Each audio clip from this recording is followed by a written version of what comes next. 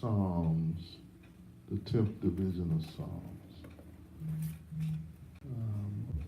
What I do is I try to share every day the things that God give me. And He give me about living this life and the things that we have to deal with on an everyday basis. And sometimes we look at church and you just see shouting and speaking in tongues and having a good time. But there's an everyday life that we live. And Mr. Stevens, I thought about you in this lesson. And a lot of people, you can, you want peace. And my Bible lesson today is finding peace where I'm at. And you can only imagine how many people dream of a false life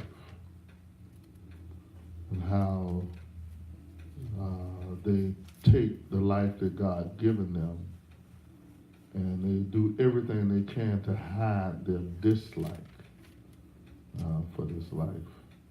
But the reason why I said I thought about Minister Stevens, last year when Minister Stevens was in the wreck, I knew he was broken and he was hurt, and I gave him some instructions.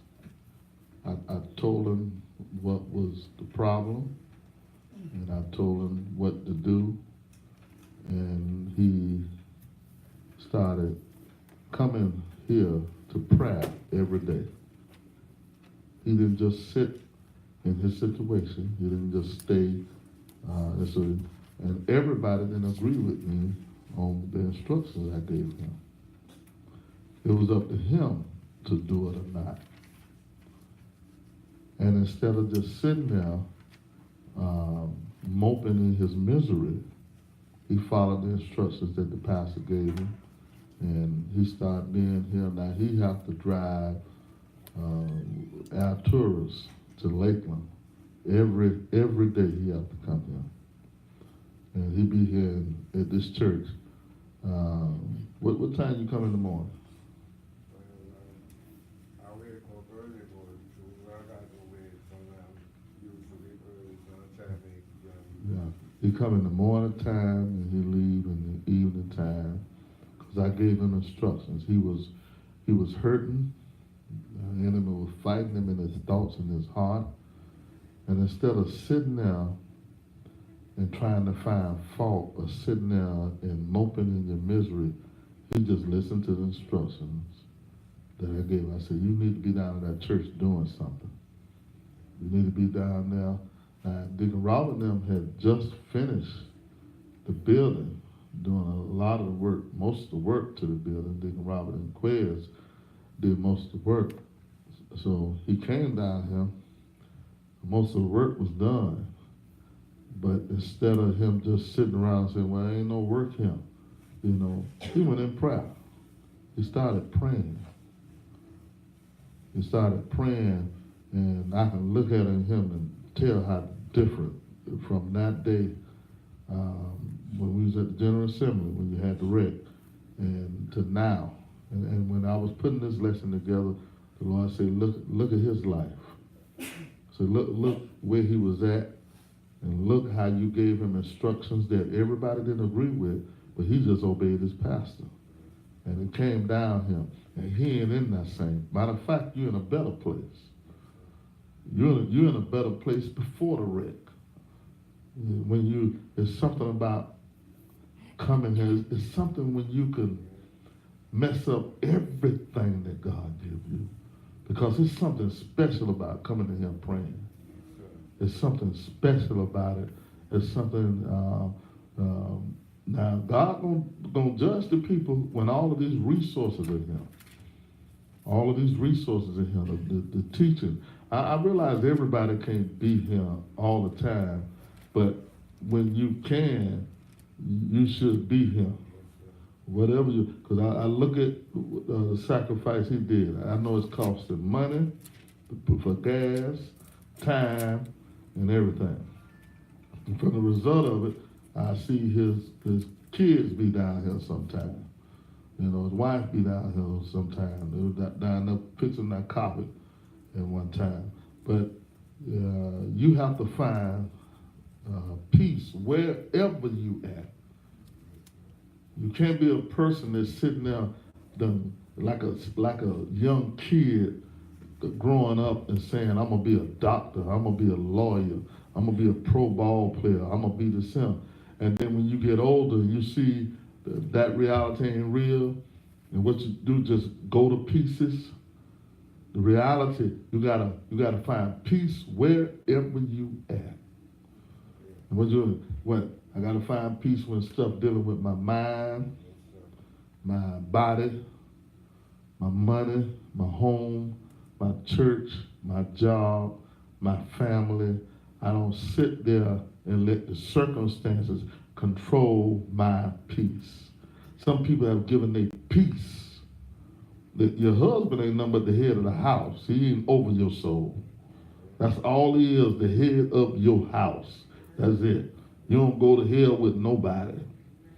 And the wife's supposed to be submissive to their husband. And it's something when you're miserable in being submissive. You really don't like it. The sad thing is you don't know God know it. You don't like, man, I love my job. Apostle up there talking about you need to be taking care of your home and all that. I remember a time when I wasn't paying all the bills. And I was saying, Lord, I'm so glad I ain't in that place. You supposed to grow. You supposed to grow. You might be in a certain place right now, but when that word come around again, you don't supposed to be in that same place. But if you're in that same place, all you doing is moping in your misery. That's all you doing. And you'll sit there and fantasize. On your way to hell, fantasize. If it wasn't like this, maybe if I ain't had a churn I have, if I ain't have this person I married, them church people was different. Some people go around and just blame everything on everybody, and then have created this fantasy life in their mind that never comes to pass.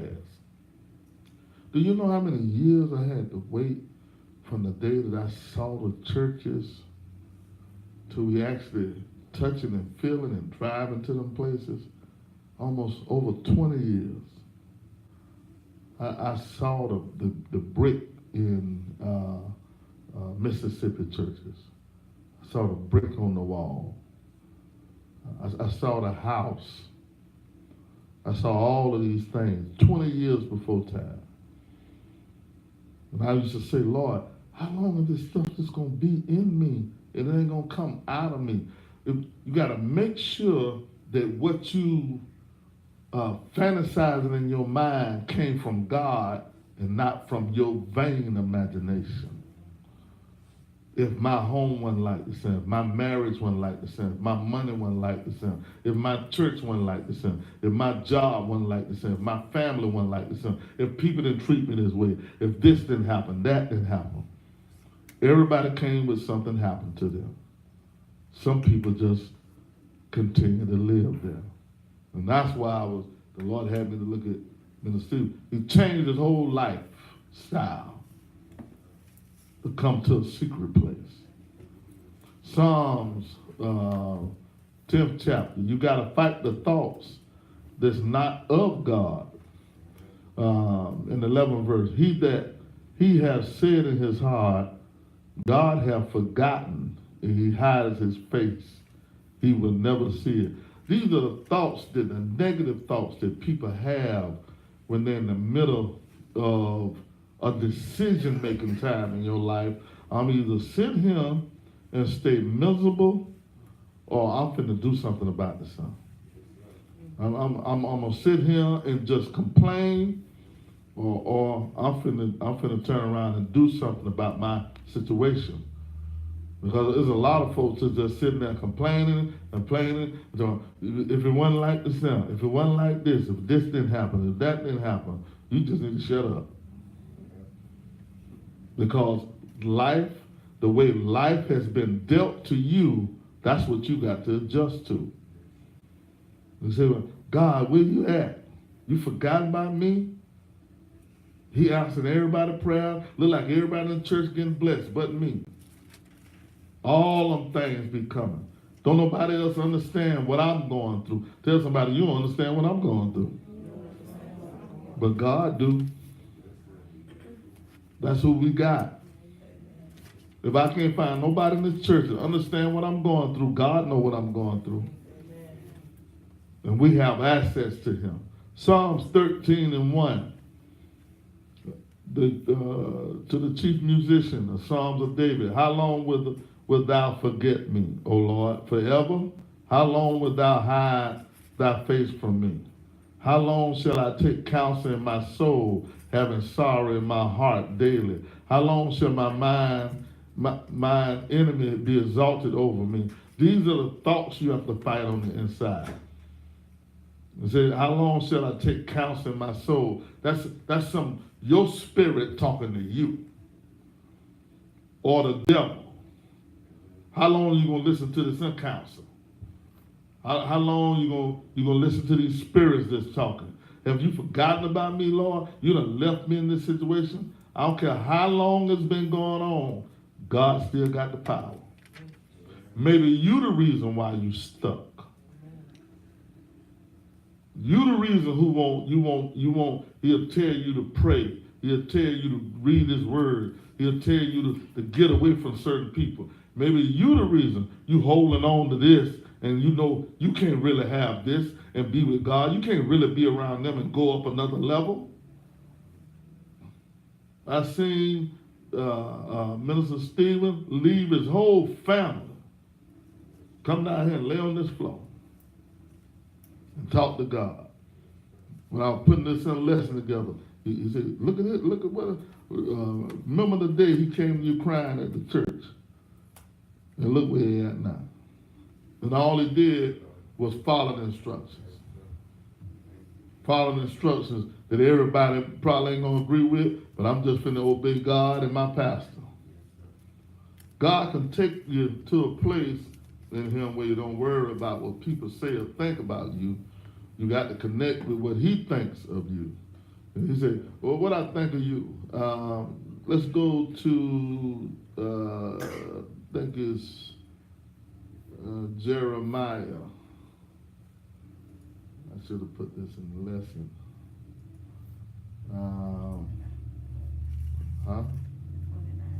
29 and 11. This is what you need to connect to what God think of you. You can't even trust what you think of your own self. What are the thoughts that God have concerning you? You know, Jeremiah 29:11, for I know the thoughts that I think toward you, said the Lord, thoughts of peace, not of evil, to give you an expected end. So how you going to sit there and think that God done forgot about you? Tell somebody, God ain't forgot about you. I don't care what your flesh said. I don't care how long you've been going through. Tell somebody, I've been going through this a long time. You know, but God ain't forgot about you. He ain't forgot. He's going to take care of you. The evil thoughts that we have to fight, Psalm 57, the evil thoughts that we have to fight, they just there for a season. They're not going to always, you're not going to always be there. But if you just stay in the place where you are being fought in your mind, in your life, if you just stay there and live in them thoughts, then you stuck there. If you stay there in your insecurities, then you stuck there. You got to do something. Faith without works. You can't just say God's gonna do something and you ain't put no work. You know, here it is. The works he did was getting out that house and coming way over here and going to prayer every day. You got to figure out, Lord, I know you're gonna do something for me. I know you ain't gonna leave me like this, son. But you can't just sit there. Come on, Lord. I know you're gonna do something for me. Yeah, and you're gonna sit there. Just sit there. Where you at, Lord? Why you ain't came to my seat yet? You know, faith without works is dead. If he tell you to read, if he tell you to pray, then you're supposed to be praying. That's the works. If he tell you to read the Bible, that's the works. If he tell you to get away from some folks, That's the word. Quit hanging around them. That's the words. Faith without works is dead. You get stuck in your insecurities because you're sitting there thinking you're just going to fall out the sky. What I'm going to do, you'll be amazed about people live their whole saved life. They live in that misery. And you can tell the people that's there because they can't wait to try to make you miserable. You can look at them looking at you sometimes. They can't stand. Why are you so happy? Why you feel the way you feel? Psalms 57:1 to the chief musician Tasha Meshti of David, and when they fled from Saul in the cave, be merciful unto me, O God. Be merciful unto me, for my soul trusteth in thee. Yea, in thy shadow of thy wings I will make refuge until these calamities be overpassed. I will cry unto God Most High, unto God that performeth all these things. Now, so what I'm going to do, I'm finna do what God said do. I'm finna get in his face until all this stuff pass over. I got to be doing something. I can't just be sitting there. This stuff going to pass over. The trouble don't last all day. They're going to pass over. But if you just going to sit there, I was on my way to Sebring one evening. It was raining so hard was you in the car with me there, Mama Cloud? It was raining so hard it was zero visibility. There was zero visibility. I think my wife and them wanted me to stop, pull the side of the road, and the 27th, you can see the road, the water was a little bit high. And I was driving maybe about 10 miles by hour on 27. The other people, all the people that pull on the side of the road and so forth, and the Lord said, don't you stop. Don't you stop. I was driving about 10 miles an hour. And as long as you're moving, it ain't how fast you're going, as long as you're moving. I was driving 10 miles an hour. It was zero visibility. Then all of a sudden, we just drove maybe 100 feet or maybe 200 feet. I'm talking about, y'all ever been to a place where the rain stopped right there in that spot? And then you can take one step and you ain't in the rain. We just drove a couple of 100 feet and it wasn't no rain at all. And you can look in the rearview mirror, it's white. And the Lord, he ministered to me then. He said to me, he said, you see a person that won't obey me? He said, all you had to do was stop, do what your flesh said.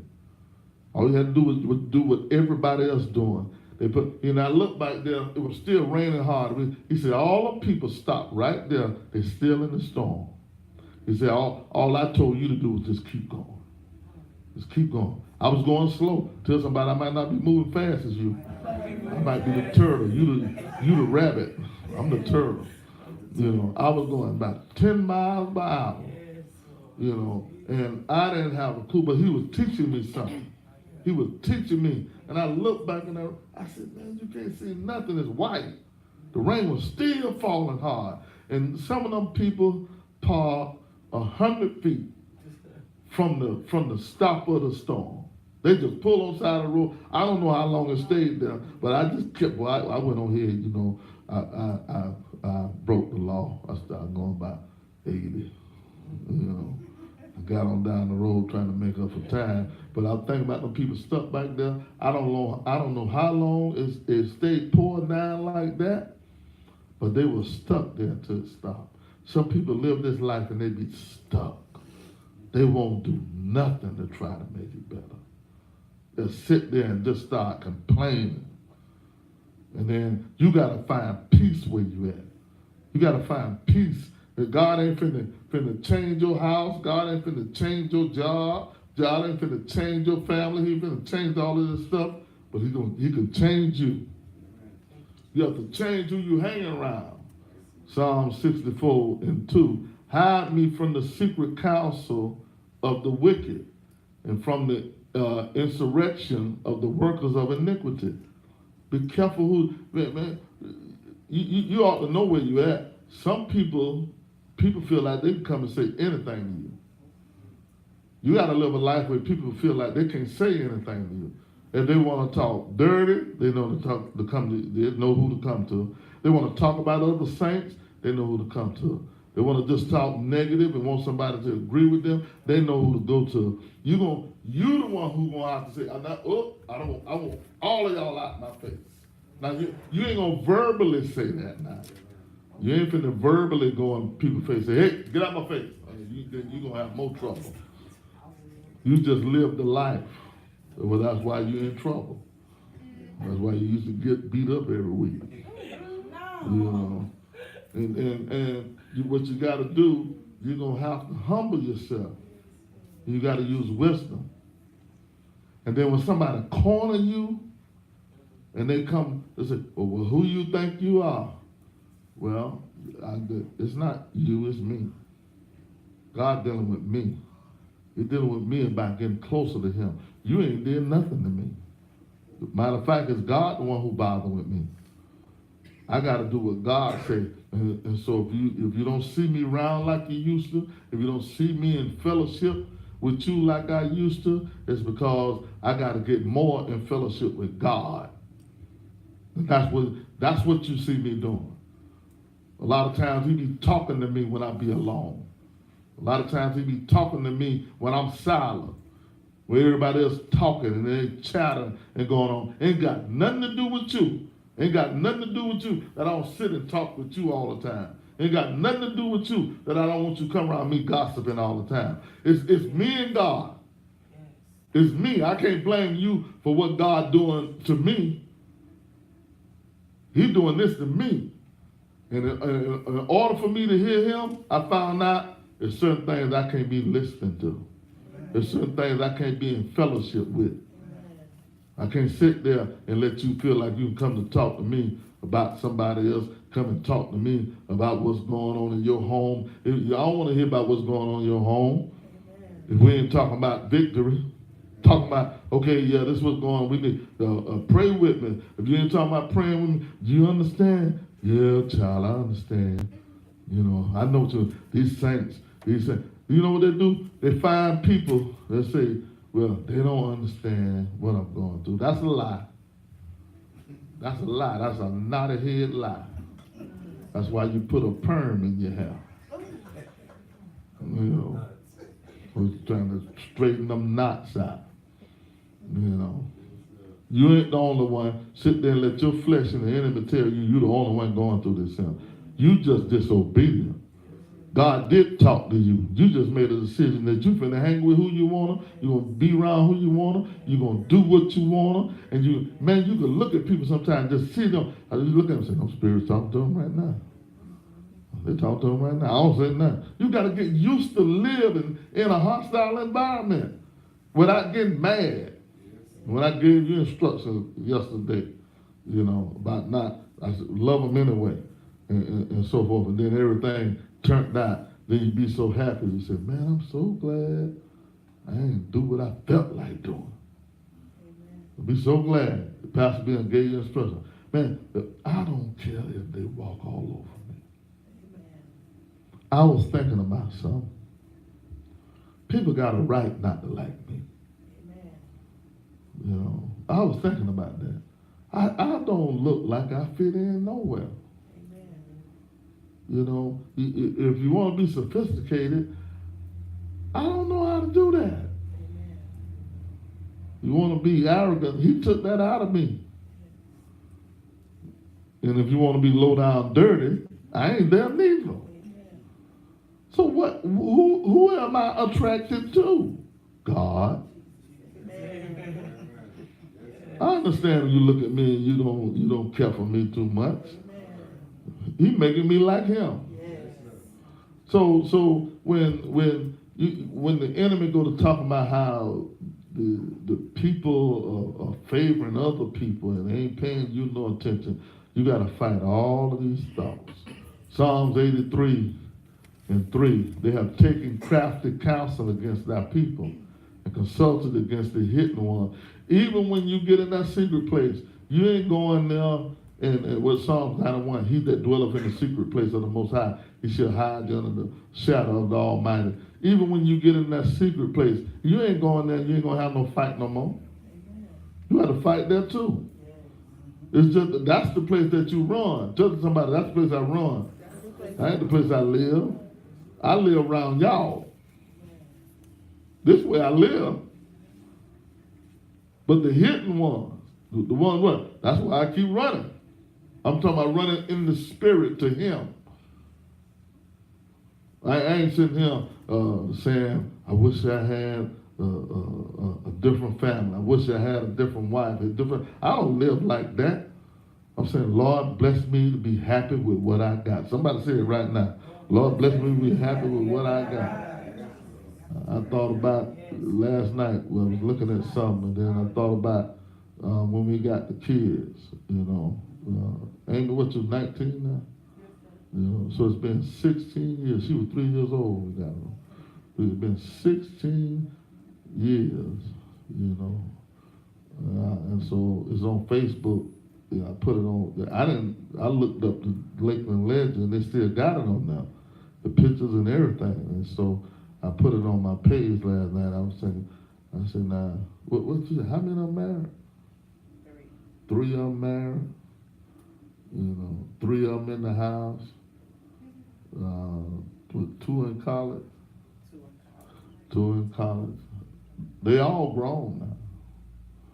Remember the TV people came, Amy was 3 years old. You know, they were standing in line, asking them all their names. Everybody remember their name but Jordan. They said, what's your name? Michael. What's your name? Isaac. You know. Oh, Jordan. And it came down, the last one was Amy. Amy wasn't no higher than these little kids around him. And Amy said her name. And then the people started asking questions, and Samantha wanted to get sophisticated in the etymology of the mind or something. The world, you know, talking proper. I'm talking like a non-Hebrew, you know. But this is a life that we live. You got to do something. Why? Colossians 3:3, it said, for ye are dead and your life is hid with Christ. You got to do something. You can't just sit there. So what you do? Psalms 27:1, Psalm of David. The Lord is my light and my salvation. Whom shall I fear? The Lord is the strength of my life. Whom shall I be afraid? When the wicked, even my enemies and my foes, came upon me to eat up my flesh, they stumbled and fell. Though an host should encamp against me, my heart should not fear. The war shall rise against me. In this will I be confident. One thing have I desired of the Lord, that will I seek after, that I may dwell in the house of the Lord all the days of my life, to behold the beauty of the Lord, to inquire in his temple. For in the time of trouble he shall hide me in his pavilion. In the secret of his tabernacle shall he hide me, and he shall set me upon a rock. And what's happening now, we are hid in here. This is a place that we run to. Everybody got their own little test, which is supposed to turn into testimony. Tell somebody, I got my own test. You know, but we coming in him. We coming in him and in God's face, seeking God, stand for him. And it's almost like a lifeline. You know, I need this. You know, I was ready to come back here from last week. I was ready to be back here 12 o'clock and 6 o'clock. I don't know what it is. It's just something special. Just coming into this place and praying. You know, Psalm 27:9, hide not thy face from me, far from me. Put not thy servant away in anger. Thou hast been my help. Leave me not, neither forsake me, O God of my salvation. Well, do you hide? Psalms 119 and 114. Thou art my hiding place and my shield. I hope in thy word. Tell somebody, hide in the word. What God will do, when them thoughts will come, when the evil and negative thoughts come and fleshly thoughts come, God got some in his word he already said. And he'll be telling you, okay, I want you to read my word. I want you to study my word. Byron came to me the other night.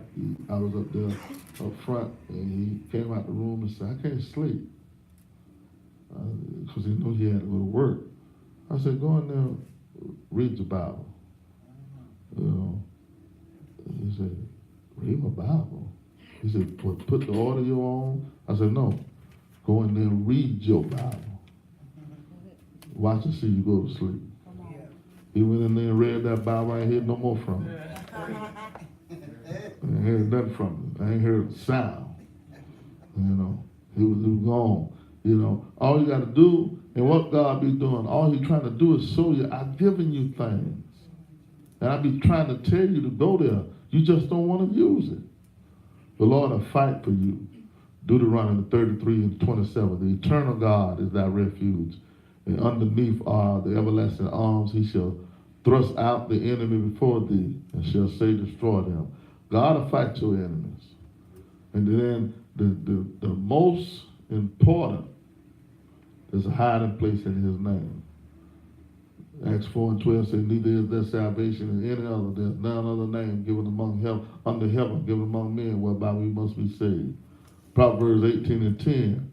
And the name of the Lord is a strong tower, and the righteous runneth into it and is safe. Tell somebody, all you got to do is call Jesus. If it's a thought, if it's a feeling, if it's a pain, if it's a problem, if it's a financial situation, tell somebody, I got the name. Sometimes that's just my flat out little secret place, calling on that name. You need to go back to tearing for the Holy Ghost. That's what you need to do. Sometimes you don't even know what to say in prayer. I just get down there, Jesus, Jesus, Jesus. It feels good just to call. That name starts getting sweet. The name starts getting your mind off all the old crazy thoughts. Jesus, Jesus, Jesus. I was listening to Tanya weeping before God. That's the way we're supposed to live. You're supposed to take them things to God. You ain't got to make up no cry. You take them things to God. Give them to God and cry before him. And then you see him lift you. But when he lifts you, you're going to have to do some work. Amen. You got to do something. You can't keep hanging around the same old people and doing the same old thing. Lisa work is a hard worker. Lisa is a hard worker. And if you give her a job in the church, she's going to be faithful with it. Then she'll get mad. That ain't never left her. That's the only hindrance she got. You mess around and go in there and try to do that video. She get mad about that. Hey, what you doing? This is my job. You know. And so what she do? She set that thing up. She sit right over there by it, making sure. What you need anything? You gonna touch that thing? You need something? Why? But the only hindrance is getting mad. It's getting mad. She want the Holy Ghost. This is a better life she living. This is the best life. I have to remind her. It's better than where you came from. But what you brought over here, your madness. That's what you brought over here. And if you just get rid of that, you're going to see what the Bible says, the beauty of holiness. It's a beautiful life. It ain't a picture that you take. It's a world system that God created. It's living in the kingdom of God. You enter into the kingdom of God. All kind of stuff be going on, but we got a secret place that we go to. Got a place, well, just in case some trying to get me mad, I got a place to go to where I'll be unmad. So when a negative thought coming and trying to beat me down, I got a place I can go to in God. Sometimes you got to read his word. Sometimes you might have to sing a praise or worship. You know, it's some worship songs that'll take you right on in the zone. You know, and you have to do what's necessary. Sometimes you just got to pray. Sometimes you just got to cry in prayer to God. Sometimes you got to come in prayer and you got to talk to God. Because whatever you do, it's sad to see somebody, you sit there, you're gonna be disappointed You set your whole life. Instead of you all you did was park yourself in misery. You stopped in the storm. You wouldn't even try to move a little bit. That's why people save or think they save and they just so miserable. They're miserable. And it's a wonderful life. This is a wonderful life. This is the most beautiful life you can live. It ain't got nothing with everybody treating me right. I'm y'all pastor. I got more enemies than you. I got bigger enemies than you. I have to fight more things in my mind than you do. And then you have to survive. You gotta find peace right where you at. You can't be sitting here talking about if I ain't living in this house, if I ain't had this sin, if I can do this sin, if I had some other brothers and sisters in the church, if I had this sin, if I had a different job. You know, that Scylla is money. She like money. You know, she's stingy. I ain't no telling how many $1,000 she got in the bank. She said, no, you know what they talking about, cutting our job off. So what? You know, God will take care of you. You know, but you worried about some money, but you got plenty of money. And if they shut your job down, you're going to get unemployment. You can go to church. And then there's another job coming. I ain't say don't look for no job. There's one coming. Well, why you going to sit there and worry about a job? And you got all that money. And it's like, well, if I lose my job, she ain't living paycheck to paycheck. You know, that cut the people first check off. Stuff that started happening already. They got the little papers they talking about, take to your landlord, take to your light bill. Some of the places are cooperating. No, Washington, D.C. But I don't know if Lakeland Electric cooperating. I don't know. You know, IRS got a place right downtown Lakeland. That ain't that no more? On Harlem Boulevard? Well, they got some government people working right here in Lakeland. I don't know. They take that paper to Lakeland Electric. They say, well, I don't know nothing about this. I ain't voted for him. You know, and see, so what you got to do? You know, we got to adjust. Y'all hear me? Any questions? Yes. This is so off topic, but I was thinking about it today. All right, let me see. Anybody online got a question? Hold up. You done hit it already? Anybody online got a question? You can text my phone right now if you do.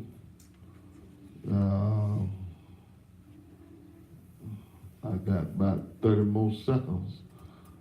But that's what you got to do. You got to find peace where you at. You can't find complaint. You ain't gonna never find no change. And just like he changed his whole life conditions and what he do in order to come from that place that he was miserable at. That's what Minister Stevens did. He didn't just sit there. He didn't sit there. And he loved working, especially around the church. You know, I be thinking, man, I'm gonna find something for him to do. Create something. I wish he could fix that door. He'll rig it, you know. And so them people want to charge me $800 to fix that door. Boy, that ain't one thing, nothing. Y'all pray for the pastor, you know. And so I told Elder Dude, I said, tell him I just get a new door. He said, well, that's thousands. You know. Okay, well, you do that then. You do that.